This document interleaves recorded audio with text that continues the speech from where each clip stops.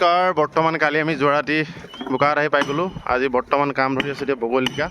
এই আমাৰ কেশ ফটিক কেনেকুৱা লাগিছে গৰমটো?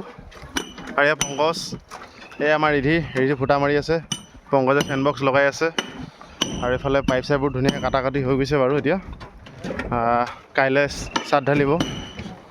আৰু এইখন আপোনাৰ 2500 স্কোৱাৰ ফুট আছে। অলৰেডি পাইপ ফচাই আছোঁ বাৰু আমি এতিয়া।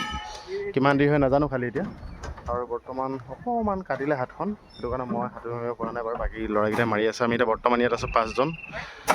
এইফালে এইটো এটা ৰুম, আৰু এইটো বাথৰুম হ'ব।